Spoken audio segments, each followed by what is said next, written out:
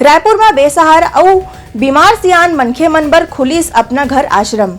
कोई भी आश्रयहीन, लावारिस, बीमार, निसहाय बुजुर्ग मन के सेवा करे बर रायपुर में अपना घर आश्रम शुरू करे गे हे। गंगा सेवा सदन नाम के ये संस्था हा रायपुर ले थोड़ी दूर आरंग के तीर में रिम्स अस्पताल के पास में तैयार करे गे हे। एकर बर शकुंतला गोपाल फाउंडेशन डहार ले पैसा खर्च करे गे हे। संस्था के पदाधिकारी मन आज अपन डहार ले बताई कि अपना घर में ऐसे कोनो भी बुजुर्ग ला रखे जा सकते जेकर कोनो घर परिवार नहीं है, या जौन बीमार है, या जौन ला सेवा के सहायता के जरूरत है। अपना घर आश्रम में ऐसे बुजुर्ग मन बर बिस्तर, कमरा, खाना पीना सहित सब प्रकार के इंतजाम मुफ्त में करे गे हे। एकर बर अपना घर आश्रम में कार्यकर्ता मन घलो से तैयार करे गे हे, जेमन मन सियान मनखे मन के सेवा जतन कर सके। अपना घर के देश भर में 50 के करीब आश्रम चलत है, जेमा लगभग 10,000 ले ज्यादा बुजुर्ग मन मुफ्त में रहे थे। बीमार, असहाय प्रभु जी रोड पर सेवा संसाधनों के अभाव में दम न तोड़े, इसी सोच के साथ में अपना घर का